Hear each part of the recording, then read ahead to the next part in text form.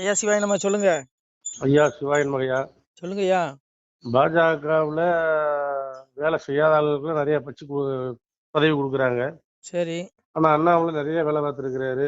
கட்சி சரி நோட்டான்னு சொன்ன கட்சியவே தூக்கி பிடிக்க வச்சிருக்கிறாரு இன்னைக்கு தமிழகத்துல. சரி. ஆனா அண்ணாமலைக்கு இது வரைக்கும் இன்னும் போஸ்டிங் கொடுத்த மாதிரி தெரியல, என்ன காரணம்? ஒரே காரணம் தான். நீ ஏன் திமுகவுக்கு ஜாலர் அடிக்கல? நீ தமிழிசை மாதிரி அண்ணன் ஸ்டாலின் அப்படின்னு சொல்லியிருந்தனா உனக்கு நேரம் உனக்கு உன்ன துணை குடியரசுத் தலைவர் ஆக்கியிருப்பாங்க, இல்ல 3 மாநில கவர்னர் ஆக்கியிருப்பாங்க. நீ எதுக்கு திமுகவை எதுக்குற? நீ திமுகவை எதுனா பிடிக்காதியா? திமுக மேல இருக்கவனுங்களுக்கு செல்ல பிள்ளை, புரிஞ்சுக்கோங்க. இன்னைக்கு இவனுக்கு பதவி மேல இருக்க, இன்னைக்கு பதவி கொடுத்துருக்க ஆளுகெல்லாம் பாத்தீங்கன்னா அவ்வளவு பேரும் திமுகவுக்கு சாதகமா இருந்தவங்க தான். இலக்கணேசன் எடுத்துக்கிடுங்க, அவரு கலைஞர் என்ன புகழ்ந்திருப்பாரு. அப்புறம் தமிழிசை சொல்ல வேண்டாம், அண்ணன் ஸ்டாலின் அப்படின்னு தான் அம்மா சொல்லுவாங்க. அப்புறம் இவர் சிபி ராதாகிருஷ்ணன் சொல்ல வேண்டாம், நேத்தே சொல்லிட்டாரு பாத்தீங்களா? அதாவது முதல்ல எனக்கு ஆளுநர் பதவி வந்தது சன் டிவி வாயிலாக தான் தெரிந்து கொண்டேன். சன் டிவில தான் போனே போட்டாங்களா? யாரு? சிபிஆர் சொல்றாரு, சிபி ராதாகிருஷ்ணன் துணை குடியரசு நேற்று பப்ளிக்க மேடையிலே சொல்றாரு. அண்ணாமலை உனக்கு ஏன் தேவையில்லாத வேலை? நீ எதுக்கு திமுக எதுக்குற? இவங்களை போல நீயும் ஜாலர் அடிச்சுட்டு போ, உனக்கு பெரிய பதவி கொடுப்பாங்க. நீ எதுக்கு திமுக எதுக்குற? திமுக ஃபைல் ஏன் வெளியிடுற? திமுக எதிர்த்தா மேல இருக்க பாஜக காரனுக்கு பிடிக்காது. ஏன்னா அவன் திமுக வந்து அவனுக்கு செல்ல பிள்ளை. ஒண்ணு புரிஞ்சுக்கோங்க ஐயா, தமிழ்நாட்டுல இந்த பிஜேபி வளரணும், இந்த கட்சி ஆட்சியை பிடிக்கணும்னு நினைக்கிறது யாரு தெரியுமா? அண்ணாமலை மற்றும் பாஜக தொண்டர்கள் மற்றும் பாஜக அல்லாது வெளியில் இருந்து பாஜகவை ஆதரிப்பவர்கள், இவர்கள் மட்டும்தான் இந்த கட்சி இந்த ஆட்சியை பிடிக்கணும், தமிழ்நாட்டுல ஆட்சி பிடிக்கணும்னு நினைக்கிறான். ஆனா மீதி எவனுமே நினைக்கல. மீதி எல்லாம் நினைக்கிறான். ஹெச் ராஜா விட்டுருங்க, பேராசிரியர் சீனிவாசன் விட்டுருங்க, அப்ப அவங்களாம் நல்ல கள போராளிகள், நம்ம அவங்க எல்லாம் குறை சொல்லல. மீதி எல்லாரும் என்ன நினைக்கிறான்? நீ திமுக காரன் கூட கூட்டணி வைப்பா, எனக்கு ஒரு எம்எல்ஏ சீட்டை கொடுத்துரு, நான் ஜெயிக்கணும், நான் மந்திரி ஆகணும்.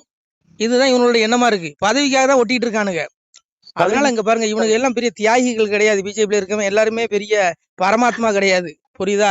1ஆம் நம்பர் சுயநலவாதிகள். திமுக காரன் கூட பரவாயில்லன்னு சொல்லலாம், அந்த அளவுக்கு ஆயிடும் ஒன்னும் பாத்தீங்கன்னா. அதனால அங்க பாருங்க, அண்ணாமலைக்கு பதவி கொடுக்காதது காரணம் ஒன்றுதான். இந்த ஆளு திமுக எதுக்காரு? இவங்களை போல நீயும் திமுக ஆதரி, உனக்கு நாளைக்கே பெரிய பதவி கிடைக்கும். நாளைக்கே மோடி பதவி விலகிட்டு பிரதமரா நீ இருந்துக்கிட்டு கூட சொல்லிடுவாரு, புரிஞ்சுக்கோங்க, அந்த அளவுக்கு இருக்கும். ஆனா அங்க பாருங்க, இவனுக்கு எப்படி தெரியுமா? இவனுக்கு எல்லாம் ஒண்ணு குடிக்குவான். அந்த பெரிய பெரிய தலைவர்கள் எல்லாம் திமுக, கம்யூனிஸ்ட் எல்லா கட்சிக்காரன் கூட ஒரு கல்யாணம் கட்சினாலும் சேர்ந்துக்குவான். ஏதாவது ஒரு மரணம் நடந்துட்டு அதுலயுமே ஒண்ணு குடிக்குவான். நல்லா அவனுக்குள்ள நல்லா ஒன்னாதான் ஒற்றுமையா தான் இருக்கான். ஆனா கீழே இருக்க தொண்டர்கள் உங்களை போல என்ன போல இந்த விசுவாசிகள் இவனுங்களை கொம்பு சீவி விடுவான். இவனுங்க திமுக கூட பகையாவே வச்சிருப்பான். புரியுதா உங்களுக்கு? இந்த பாருங்க, இந்த அரசியல்வாதி பயல்கள் எவனுமே நம்பாதுங்க. இங்க எவனும் பரமாத்மா கிடையாது, புரிஞ்சுக்கோங்க. நீங்க பார்க்க வேண்டியது நம்ம அப்பா சிவனை மட்டும் தான் பார்க்கணும். இங்க பாருங்க, இந்த அரச பதவிங்கிறது ஒரு மாயை. இவனுக்கெல்லாம் அந்த பதவி வெறி பிடிச்சு திரியிறானுங்க. நம்ம அடைய வேண்டிய ஒரே பதவி அப்பாவை தேடி சிவலோக பதவி. உனக்கு அதான் சொல்றான், 800 யுகம் இருந்தும் எய்தாத வீடு பெற வெந்நீர் பூசி விளங்குவதும் எக்காலம், அவவேடம் பூண்டு இங்கு அலைந்து மிக தெரியாமல் சிவவேடம் பூண்டு சிறந்திருப்பது எக்காலங்கிறான். அவவேடம் என்ன தெரியுமா? இங்க கிடைக்கிற பதவி, புகழ், மாயை அப்படிங்கிற அந்த போதை. இந்த அவவேடம் இந்த வெறியில விழாம ஒத்த ரூபா திருநீர் பாயிட்டு சிவசிவான்னு 3 கோடு போட்டா 800 யுகங்கள்.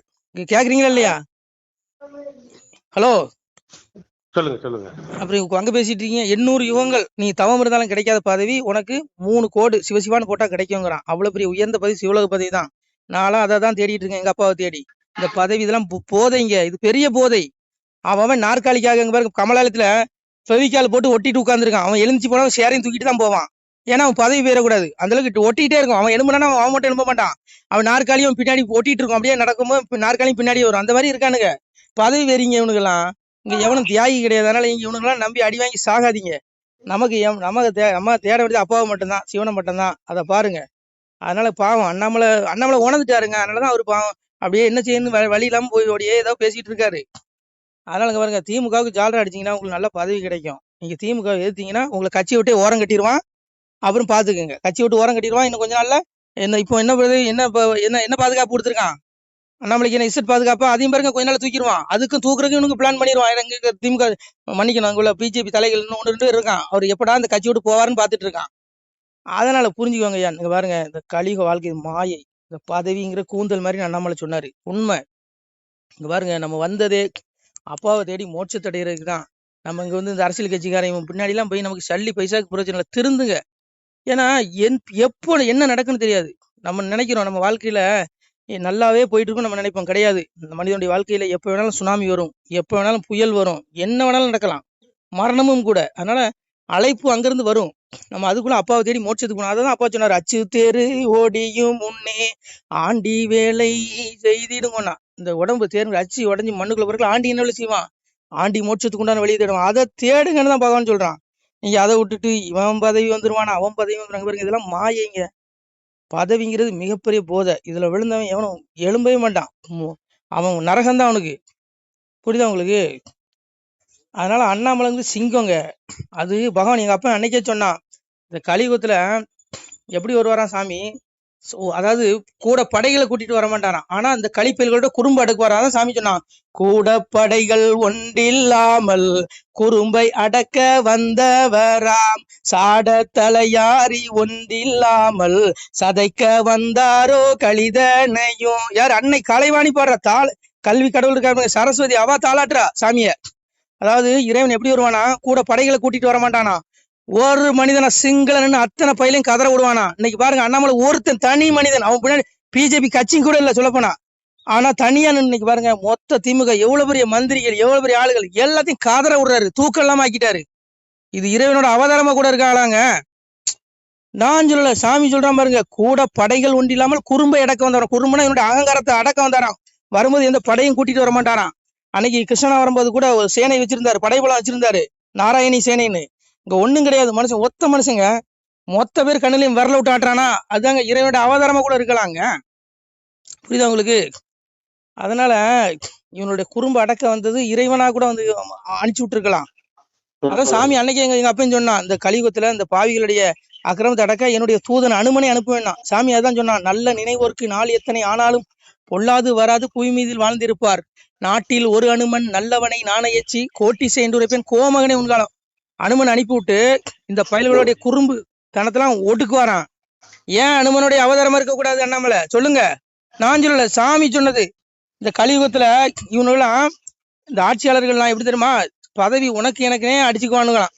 நீங்க அடிச்சுட்டு கிடக்கான்ல, இந்த காலத்துல என்னுடைய தூதுவன் அனுப்பினாரு சாமி. நீ இருக்கா இல்லையா? சாமி அதான் சொன்னா, முறை தப்பி ஆண்ட முகடன் வெறுநீசன் குறை நோவு கொண்டு கூடி இறப்பான் உன் காலம், அதிலே சில பேர் அரசு பதவி உனக்கு எனக்கெனவே விதியை அறியாமல் வெட்டி கொண்டே மாழ்வன். பதவிக்காக வெட்டிட்டு சாகுறானுங்க, சட்டசபைக்குள்ள அடிச்சுக்கிறான், சண்டை போட்டுக்கிறான், பார்லிமெண்ட்ல டேபிள் போட்டு உடைக்கிறான். என்னையா இது? இதாயா களி கொடுமை? அதான் சாமி அன்னைக்கு சொன்னான், இந்த கலியுகத்துல எப்படி இருக்குமா, சங்க கூட்டம் இல்லையடா சரச கூட்டம் இக்களியில் கொம்பன் குழு வென்றறியாமல் குதி போடுகிறார் இக்களியில். எப்ப பவன் பரம்பொருள் சொல்றான், களியில சங்க கூட்டம் இருக்காது, சரச கூட்டம்னா. இவனுங்கெல்லாம் என்ன அமைதி ஆட்சி பண்றானுங்களா? சொல்லுங்க. ஒருத்தனுக்கு ஒருத்தன் அவன் இவனை குறை சொல்றான், இவன் அவனை குறை சொல்றான். என்னமா இவனுக்கு எல்லா பையனையும் யோக்கியம் மாதிரி. இங்க பாருங்க, இங்க எவனும் யோக்கியம் கிடையாது, எல்லாம் பதவி வரி பிடிச்சவனுக்கு தான். இல்ல திமுக காரன் என்ன, பிஜேபி காரன் என்ன? சொல்லுங்க. ஏதோ அண்ணாமலை மட்டும் தனியா வந்தாரு, பதவி ஆசை வேண்டான்னு அவரையும் உரம் கட்டிட்டானுங்க. இதாங்க நடக்கும், புரிஞ்சுக்கோங்க. இங்க எவனும் யோக்கியம் கிடையாது. சாமி அதான் சொன்னாரு, அன்னைக்கு மன்னராட்சியில அரசபைன்னு அப்படி இருந்து சங்க கூட்டம், ஒரு ஒரு குண்டூசி விழுந்தாலும் சத்தம் கேட்கும், அவ்வளவு அமைதியா பொறுமையா என்ன நாட்டுனாரோ என்னங்கிறத எடுத்துரைப்பாங்களாம். இன்னைக்கு இருக்குதா? இவன் அவனை குறை சொல்றான், அவன் இவனை குறை சொல்றான். எவன் ஏன் யோக்கியம்? கலியுகத்துல எவனும் ஹலோ சொல்லுங்க சொல்லுங்க. அதனால இன்னைக்கு புரிஞ்சுக்கோங்க, இங்க இப்படிதான் இருக்காங்க. பக்கத்துல டிவி சத்தம் கேக்குது இல்ல இல்ல. அதனால இப்படிதான் இருக்கும். இல்ல அண்ணாமலை என்ன பண்ணுவார் பாவம்? என்ன பொறுத்தவரை அண்ணாமலை ஏற்கனவே சொன்னாரு, பதவிக்கிறேன்னு கூந்தல் மாதிரி நான் மாடு மேய்க்க போறேன்னாரு. என்ன பொறுத்தவரை அண்ணாமலை வந்து இவனுங்க கிட்ட கடந்து மாரடிக்கிறதுக்கு செவனேன்னு போய் ஆடு மேய்ச்சிட்டு செவனேன்னு அவருடைய ஆத்மாவுக்கு உண்டான அந்த வேலை செய்யலாம், ஆத்மா தேடலுக்கு போயிடலாம். இதெல்லாம் மாயைங்க, அது அவருக்கே தெரியும். அவரே நிறைய இடத்துல பகவத்கீதை பேசுறாரு, அவர் ஞானம் பெற்ற மனிதன் அண்ணாமலை. அதனால இங்க பாருங்க, அவருக்கு தெரியும் பதவிங்கிற கூந்தல் மாதிரின்னு. பெரிய பதவி சிவலோக பதவி தாங்க, எங்க அப்பனுடைய வைகுண்ட பதவி தாங்க. அதான் எங்க அப்பன் சொன்னான், பாக்கியம் கொடுப்போம் நாமும் பலனுடன் வாழுவோர்க்கு நோக்கிய கருணையுண்டாம் நோயிலாதிருந்து வாழ்வார், தாக்கிய வாசகத்தின் தன்மையை நம்புவோர்க்கு பாக்கிய வைகுண்ட வீடு வந்தவர் வாழ்வார் தாமே. 14 உலகம் அழியும், வைகுண்டம் அழியாது. ஏன்னா நித்திய உலகம், அதான் ஆத்ம உலகம். அங்க போனாதான், இந்த வைகுண்ட வீட்டுக்கு போனாதான் நித்திய வீடு. அந்த வீட்டுக்கு போனா அந்த ஆத்மா உயிர் அடையும், பேரானந்த நிலை அடையும், மீண்டும் பூமிக்கு திரும்பி வராது, 84 லட்சம் பிறவி எடுத்து சாகாது. அதை தேடிக்கோ. அதான் சாமி சொன்னா, பாக்கியம் கொடுக்கும் பலனோட வாழ்வு நோக்கிய கரையுடன் நோயே வராது. எங்க அப்பாவுடைய திருவாசகத்தை கேட்டா நோயே வராதுங்க. அதான் சாமியை சொல்றாரு, தினமொரு நேரம் எந்தன் திருமொழி அதனை கேட்டால் பனிவெள்ளம் போலே பாவம் பறந்திடும் நிசமே சொன்னோம், கனிமொழி சோதிவாக்கும் கையெழுத்தாதி நோக்கும் துணிவுடன் கேட்டோருற்றோர் தொலைத்தனர் பிறவிதானே. உன் பிறவி தொலைஞ்சிரும். நீ சிவன் கோயில போய் உருண்டு கும்பிடாண்டாம், பெருமாள் கோயில போய் புரண்டு கும்பிடாண்டாம். எங்க அப்பாவுடைய திருவாசகத்தை உனக்கு பாட நேரலையா விட்டு காதுல கேளு. தினம் ஒரு நேரம் ஒரு திருமொழியை காதுல கேட்டாலே உன் பாவங்கள் மன்னித்து உனக்கு நித்திய வீடு, உனக்கு ஆத்ம விடுதலை கிடைச்சிடும். பெரிய விடுதலை. நீ இந்த இறப்புக்குரிய மண்ணுலகில இருந்து விடுபட்டுருவ. உனக்கு துன்பத்திலிருந்து விடுபட்டு பேரானந்த நிலைக்கு உன்னுடைய ஆத்மா எடுக்கப்படும். இல்லைன்னா நரகத்துல வந்து சாவுவீங்கடான்னு சாமி சொல்றான். அதனால இங்க பாருங்க, இங்க வந்து மிக உயர்ந்த பதவி சிவலோக பதவி வைகுண்ட பதவி தான். பிரதமர் பதவி கிடையாது. பிரதமர் பதவி போதை. அது வந்து எப்படின்னா இந்த பதவி வெறி, அந்த நாற்காலி பிடிக்கணுங்கிற போதை வந்துடும். யாரா இருந்தாலும் சரி, நானா இருந்தாலும் நீங்க போதை வந்துடும். சிஎம் பதவி அது அதை விட, மந்திரி பதவி அதை விட, எம்எல்ஏ பதவி அதை விட, கவுன்சிலர் பதவிக்கு அடிச்சுக்கிறாயா, பதவி வெறியா. இதெல்லாம் மாயை, பெரிய போதையை விட மோசமான வெறி பதவி வெறி. இந்த வெறியெல்லாம் விடணும். இந்த வெறியெல்லாம் விட்டு தொலைஞ்சிட்டு அப்பாவை தேடுங்க, உங்களுக்கு மோட்சம் கிடைக்கும். நம்ம பிறந்ததே மனித பிறவி எடுத்தது அரிய வாய்ப்பு. இந்த வாய்ப்பை விட்டுட்டோன்னு வைங்க, நம்ம ஆத்மா வீழ்ச்சி அடையும், நரகத்துல விழுந்து நாசமா போகும். நான் சொல்ல பகவான் சொல்றான், பாவி அவன் செத்து பஸ்பமாய் போனாலும் ஆவியை கண்டு ஆக்கினைகள் செய்துடுவான்டே. நீ 1000 கோடி ஊழல் பண்ணிடலாம், உன்னுடைய உடல் தாண்டா எரிக்கப்படும். உலகமே இருந்தாலும் ஆத்மா அழியாது. அந்த ஆவியாகி அந்த ஆத்மாவை நான் நரகத்துல நடு கேட்பேன். ஆக்கினை உண்டு, துன்பம் உண்டுங்கிறான். துடிக்கும் பொருளும் என்ன கொப்பரையில போடுவான், புழு நிறைந்த கடல்ல போடுவேங்கிறான். சாமியா தான் சொன்னான், வையகத்தில் கொலை களவு மாது சூது பிறன் மோகம் செய்யாத தீவினைகள் செய்த பேர்கள் உண்டுமானால் அகில கிடங்கில் வாழுகின்ற ஆளி புழுக்கு இறையாவீர். முன்கணக்கும் பின்கணக்கும் முதல் கணக்கும் நான் கொடுத்து கணக்கை எறிந்து விட்டேன், கனகவழி துரத்தி விட்டேன், வாழும் பள்ளி மேல வாசல் ஒன்றை அடைத்து விட்டேன், பட்டம் தனை ஏறுத்து அவர்களை பாராச்சிறை வைத்திடுவன். யார் அப்பா சொல்றான், சிவபெருமான் சொல்றான். இந்த படுபாவிகளை, இந்த ஊழல்வாதிகளை, இந்த அரசியல்வாதிகளை, இந்த படுவாளி எந்த கணக்கும் பார்க்க மாட்டேன். ஏமன் பிடிச்சேன் சிங்காசனத்துக்கு முன்னாடி நிறுத்துமா, இடத்து கையில பிடிச்சி இந்த நாய்களை தூக்கி அப்படியே நரக வாயில வீசிட்டு கதவை மூடுவேங்கிறான். இவனுக்கு எவனும் தப்ப முடியாதுங்க. இதுல அண்ணாமலைக்கு இந்த பதவியே வேண்டாம் நான் சொல்லுங்க. இதுல அரச பதவி பெரும் ஏங்க, இது மோகங்க. இந்த பதவியே வேண்டாங்க. நீ பிச்சைக்காரனா கூட வாழ்ந்துடலாங்க. கோடீஸ்வரன் வாழ் நினைக்காதீங்க. தயவுசெய்து இந்த பதவி வெறி பிடிச்சி தப்பா நினைச்சுக்காதீங்க. ஆத்மாவை இழந்தீங்கன்னா 84 லட்சம் பிறவி ரஜசி பிள்ளையும் கத்வா கர்மசிங் ஜாயதே ததா பிள்ளைங்க தமசி மூடி ஜாயதேங்க யசுர யோனி 84 லட்சம் பிறவி எடுத்து பிறந்து சாகணுங்க. ஒரு பிறவில இந்த மனித உடல்ல இந்த ஜீவாத்மா என்ன பாடுபடுது, ஒரு நாளைக்கு எவ்வளவு வேதனை அனுபவிக்குது. அப்போ நீ 84 லட்சம் பிறவி எடுத்து செத்தன்னா எவ்வளவு வலி. மரணங்கிறது பெரிய ரணங்க. இறப்புங்கிறது சாகுறவனுக்கு தான் அந்த வழி தெரியும். எப்படி இழுத்துக்கிட்டு எப்படி சாகும் பாத்திருக்கீங்களா? நாளை எங்க தாத்தா சாகும்போது கண்ணிலே பாத்துருக்கீங்க, இழுத்து வதச்சி செத்தாரு. அந்த மாதிரி தானே நம்மளும் சாக போறோம். 84 ஒரு பிறவிக்கே எப்படின்னா 84 லட்சம் பிறவி எப்படி சாகணும். அதனால இந்த பிறப்புங்கிறது ஆத்மா விடுதலை அடையலைன்னா நீ பிறவிக்குள்ள வந்துருவ. அதனால அப்பாவை தேடு, உனக்கு மோட்சம் கொடுக்கறதுக்கு ரெடியா இருக்கான். பரமாத்மாவை தேடிக்கோ. இதெல்லாம் மாயங்க. இது அண்ணாமலைக்கே தெரியுங்க. அதனால இங்க பாருங்க, இங்க எவனுமே இங்க பிஜேபி காரன் எவனும் பரமாத்மா கிடையாது, புரிஞ்சுக்கோங்க. நானும் சேர்த்து, நானும் பிஜேபி காரன் தான். நமச்சிவாய. திருச்சிட்டம்பலம். சிவாய நம. திருச்சிட்டம்பலம், தில்லையம்பலம், பொன்னம்பலம். சிவாய நம. உறவுகளே, சிவ அன்பர்களே, தற்போது தாங்கள் இந்த வீடியோவில் பார்க்கக்கூடிய இடத்துல ஒரு சிவாலய திருப்பணி ஒன்று நடந்து கொண்டிருக்கிறது. இந்த இடத்துல பார்த்தீங்கன்னா முன்பு ஒரு காலத்தில் வந்து ஒரு சிவாலயம் இருந்திருக்குது. அதாவது இந்த ஏரியா வந்து இப்போ வந்து ஒரு தென்னை மரங்கள் பனைமரங்கள் சூழ்ந்த காடாக இருக்கிறது. முன்பு ஒரு காலத்தில் இங்கே ஒரு ஊர் இருந்ததாக சொல்கிறாங்க. ஆனால் இப்போது சுற்று வட்டாரத்தில் 5 கிலோமீட்டர் சுற்றுலா ஊரே கிடையாது, காடு. இப்போ இந்த இடத்துல ஒரு சிவாலயம் வந்து அமையிருக்கிறது. இந்த சிவாலயத்தில் வந்து இருந்த அந்த சாமியுடைய திருமணியை வந்து எடுத்து வச்சிட்டோம்.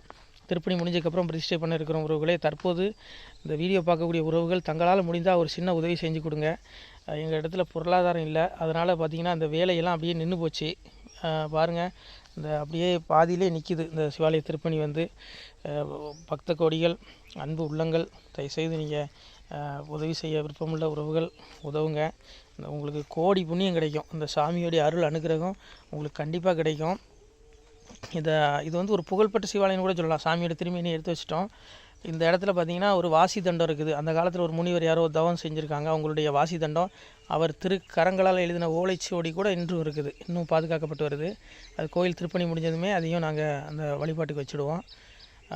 இந்த சிவாலய திருப்பணி வந்து சாமி திருநாமம் வந்து முக்தீஸ்வரர் அப்படிங்கிற திருநாமத்தில் வழங்குறாரு. நெல்லை மாவட்டம் நாங்குநேரி தாலுகாவில் இந்த சிவாலயம் அமைய இருக்கிறது. உறவுகளே, இந்த வீடியோ பார்க்கக்கூடியவங்க ஒரு 2 பேருக்காவது கொஞ்சம் ஷேர் பண்ணுங்கள். இந்த வீடியோ பார்க்கக்கூடிய யாராவது ஒரு சின்ன உதவி செஞ்சால் இந்த ஆலய திருப்பணி வந்து கண்டிப்பாக நாங்கள் வெற்றிகரமாக முடிச்சுடுவோம். பாருங்கள் அந்த வேலை எல்லாமே அப்படியே நிற்கிது. கல்லெல்லாம் இறக்கி போட்டிருக்கோம். இன்னும் நிறைய கற்கள் தேவைப்படுது. சுவாமியுடைய அந்த திருக்கோபுரம் பார்த்திங்கன்னா லிங்க வடிவிலே அமைக்க இருக்கிறோம். உதவுங்கள் உறவுகளே. உங்களுக்கு அப்பா சிவபெருமானுடைய அருள் நிச்சயம் கிடைக்கும். எம்பெருமான் சொல்வான், வாழுவீர் தாழ்வில்லாமல் மக்களும் கிளைகள் கொஞ்சி நாளுமே மகிழ்ச்சியை கூர்ந்து நலமுடன் வாழும்போது நீளுமே எனது செங்கோல் நீதியும் நெறிபோல் வந்து ஆளுமே உங்கள் தன்னை அன்புடன் அலையாவண்ணம். உங்களை எம்பெருமானுடைய அப்பாவுடைய திருவாசகத்தாலேயே வாழ்த்துறோம் உறவுகளே. ஆணுடன் பெண்ணும் பெற்று அதிகமாய் செல்வமாகி தானுடன் நினைவுமுற்று தர்மமும் நெறியும் கற்று வேணும் நீள் காலமெல்லாம் வெள்ளியர் உடனே வாழ்ந்து போனுதல் கமலநாதன் பொற்பதம் பெற்று வாழ்வீர். அந்த ஈசனுடைய பொற்பதம் நிச்சயம் கிடைக்கும். உங்களுக்கு இகத்திலும் சுகம் பரத்திலும் சுகம். உங்களுக்கு கர்ம வினைகள் மன்னிக்கப்பட்டு உங்களுக்கு நிச்சயம் மோட்ச வீடு கிடைக்கும். இகத்தில் பூரண ஆயுளுடன் நோய் நொடி இல்லாமல் வாழ்ந்து நீங்கள் பரவாழ்வும் பெறுவீர்கள் உறவுகளே. மக்களே, நீங்கள் எல்லாம் வாழ்பொன்னம் பதியிற் சென்று முக்கியமான யுகநில மதிலே தன்னால் கக்கிய பொன்கள் ஸ்வர்ணம் கைமணம் குளிர அன்னம் பொக்கிஷம் நிறைய வைத்து புகழ உண்டு இனிதாய் வாழ்வீர். இந்த இகவாழ்வும் பரவாழ்வும் உங்களுக்கு சுகப்பட அப்பன் ஈசனர்களால் வாழ்த்துகிறோம். இந்த திருப்பணிக்கு உதவி செய்ய ஒரு ஜிபே எண் சொல்கிறோம். இந்த எண்ணில் நீங்கள் உதவலாம். நீங்கள் இந்த எண்ணிலே நீங்கள் தொடர்பு கொள்ளலாம். ஜிபே, ஃபோன்பே, வாட்ஸ்அப் எல்லாம் இந்த நம்பர் தான். 93 85 44 31 06 93 85 44 31 06. இந்த எண்ணில் நீங்கள் உதவலாம், தொடர்பும் கொள்ளலாம். வாட்ஸ்அப்பும் இந்த எண்ணு தான், ஜிபே இந்த எண்ணு தான் உறவுகளே. முடிந்த அளவுக்கு ரெண்டு பேருக்காக ஷேர் பண்ணுங்கள். இந்த வீடியோ பார்க்கக்கூடிய யாராவது ஒருத்தர் சின்ன உதவி நீங்கள் பெரிய அளவில் செய்யணும் கூட, நீங்கள் ₹1 நீங்கள் தந்தாலும் மனசார வேண்டி ஏற்றுக்கிறோம் உறவுகளே. உதவுங்கள். முடிஞ்ச அளவுக்கு ஷேர் பண்ணுங்கள். நன்றி. சிவாய நம. திருச்சிட்டம்பலம், தில்லையம்பலம், பொன்னம்பலம். உறவுகளே, நம்ம இந்த இடத்துல வாழ்ந்து மறைந்த ஒரு சித்த மகாபுருஷர் பயன்படுத்திய பல 100 ஆண்டுகளுக்கு முன்பு உள்ள வாசி தண்டம் ஒரு சித்த மகாபுருஷர் பயன்படுத்தியது. அவர் திருக்கரங்களால் எழுதிய அந்த ஓலைச்சுவடி கூட பாருங்கள், இன்னும் பாதுகாக்கப்பட்டு வருது. இந்த சிவாலயம், நம்முடைய அந்த சிவாலய திருப்பணி முடிந்ததுமே எம்பெருமான் அவர் எழுதிய அந்த சிவனை பற்றி புகழ்ந்து எழுதிய அந்த பாடல் வரிகள் இதில் இருக்குது. இந்த வாசி தண்டம் அவர் பிரதிஷ்டை செய்த அந்த லிங்க திருமேனியையும் இந்த இடத்துல நாம் இந்த ஆலயம் கட்டி நாம் பிரதிஷ்டை செய்திருக்கிறோம். அனைவரும் இந்த ஆலய பிரதிஷ்டைக்கு கண்டிப்பாக வரணும். முடிஞ்ச அளவுக்கு வீடியோ பார்க்குறவங்க உதவி பண்ணுங்கள் உறவுகளே. பொருளாதாரம் இல்லாமல் திருப்பணி நின்று போச்சு. முடிஞ்ச அளவுக்கு ஷேர் பண்ணுங்கள், உதவுங்க. நன்றி. நம சிவாய. திருச்சிட்டம்பலம், தில்லையம்பலம், பொன்னம்பலம். இந்த புண்ணிய பலன் தங்களுக்கு கோடான கோடியாக வரும் உறவுகளே. நம சிவாய்.